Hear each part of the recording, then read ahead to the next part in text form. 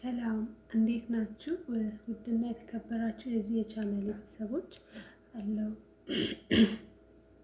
እግዚአብሔር ይመስገን ደህና ነኝ። እንግዲህ ዛሬ ወደ እናንተ ይዤ የመጣሁት አረቦች ከታመምን ቤታቸው አንድ ቀንም አያሳድሩንም።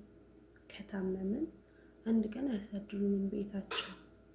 እኛ አረብ ሀገር ስንሰራ ማወቅ ያለብን የመስራት ግዴታ እንዳለብን ሁሉ የመብላትም ግዴታ አለብን። አንዳንድ ሰዎች አፕታይዘሬም ቢያለ ምግብ አልበላም ብሎኛል ምናምን በቃ ወዘተ የመሳሰሉ ነገሮችን ይላሉ። ሲጀምር የዚህን ሀገር ስራ የሚያውቀው ሰው ነው የሚያውቀው። እዛ ኢትዮጵያ እያለን አረ ምንም አይከብድም እንደዚህ ነው እረፍት አለው ምናምን ሲባል እንሰማለን። እኔ ሰማ ነበረ በፊት እኔ በራሴ ላይ የደረሰብኝ ነው እና በቃ ቀላል ይመስለኛል። ግን የዚህ ሀገር ስራ ምግብ ካልተበላ ቀላል አይደለም። እኛ ብንታመም አረቦች አንድ ቀን አያሳድሩንም ቤታቸው ማለት ነው። አያሳድሩንም፣ አንድ ቀን አያሳድሩንም። ስለዚህ ልክ የመስራት ግዴታ እንዳለብን ሁሉ የመብላት ግዴታ አለብን። አሁን አውቃለሁ አረቦች ሲሰሩ ደህና ምግብ ሲሰሩ አይሰጡንም ለኛ። እኔ አሁን የምሰራበት ቤት በቃ ደህና ምግብ ለሚሰራ ቀን አይሰጡንም። ያው የማያውቀው ሰው የለም። ሰሞሊ ጉብዝ የሚባለውን ነገር እና ዳቦ ወይም ቂጣ እሱን ነው በቃ ማለት መስት ሁሌም የኛ ምግብ። አሁን ሁለት ነን እኛ እዚህ ቤት ሰራተኛ እና ሁሌም መስት እሱ ነው ምግባችን። ቁርስ እሱ ነው። ከዛ ምሳ ደግሞ ሩዝ እንበላለን። ትንሽዬ ሩዝ የሚሰጠን ማርያምን ነው የምላችሁ። እና እኔ እንደውም እኔና ልጅቷ ተራ በተራ እኔ በአንድ ዙር ከገዛኝ እሷ በአንድ ዙር እየገዛች ምናምን ነው ምግብ እንትን የምንለው። ደህና ምግብ መብላት ሲያምርም ማለት ነው። እና ብዙ ጊዜ የኛ ችግር እኔ አሁን ላይ ማለት ቀርፊው ነው እንጂ እኔም ነበረብኝ እንዲህ አይነት ችግር። ልክ አረቦች ወጣ ሲሉ ብዙ ልጆች እኔ በፊት ስለነበርኩበት ብዙ ልጆች ስልካችን ላይ ነው የምንቀመጠው። ስልክ ይዘን ነው የምንቀመጠው።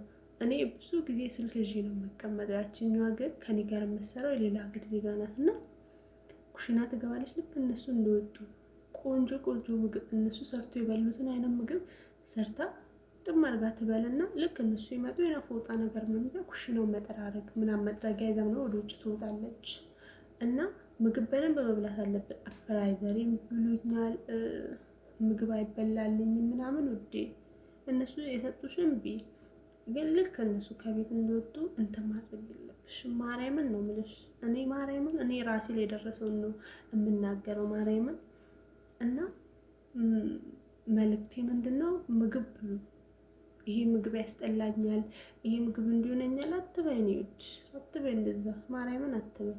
ምክንያቱም አሁን ክሎሮክስ ዲቶል ምናምን ሽንት ቤት ስናጥብ ክሎሮክስ በረኪና ነው አይደል የሚባለው? እኛ በረኪና ነው የምናውቀው በፊት ኢትዮጵያ እያለና በረኪና ክሎሮክስ የሚባሉ ብዙ ነገሮች አሉ። ሽንት ቤት ማጽጃ፣ ግድግዳ ማጠቢያ ምናምኖች ውስጣቸው ያለው ኬሚካል ሽታው ማክስ ምናምን አንጠቀምም ብዙ ቦታ እና ሽታው በጣም ውስጣችንን ይጎዳናል።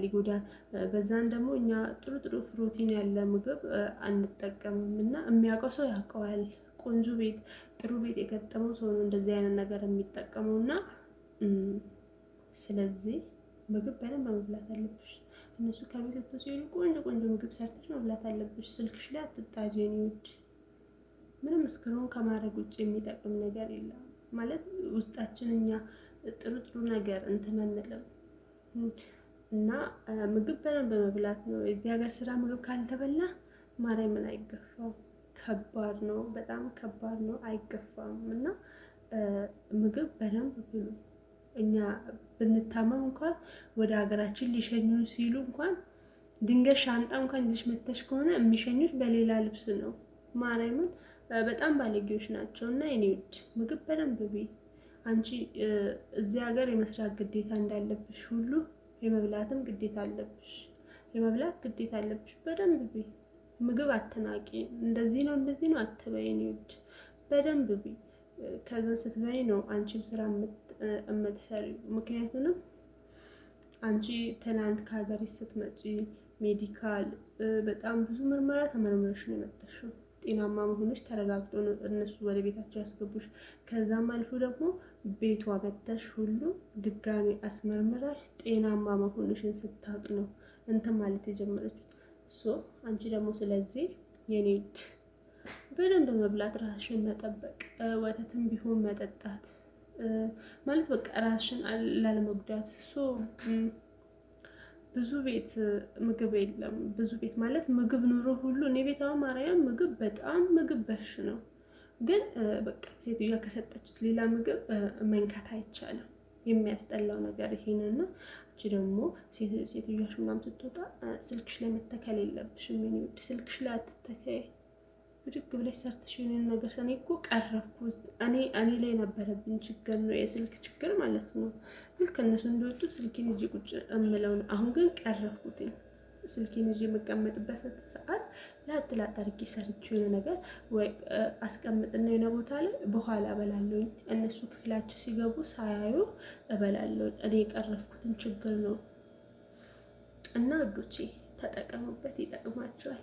በሚቀጥለው ደግሞ ይጠቅማቸዋል ያልኩትን አስተማሪ ሆነ ከራሴ ህይወት ተሞክሮ፣ እኔ ማዳም ቤት ነው ያለሁት፣ ከራሴ ህይወት ተሞክሮ ይጠቅማቸዋል ያልኩትን ወደ እናንተ እመጣለሁ። ለዚህ ቤት አዲስ ከሆናችሁ ላይክ፣ ሰብስክራይብ እንዲሁም ኮሜንት በማድረግ አበረታቱኝ። አዲስ ጀማሪ ነኝ። እወዳችኋለሁ።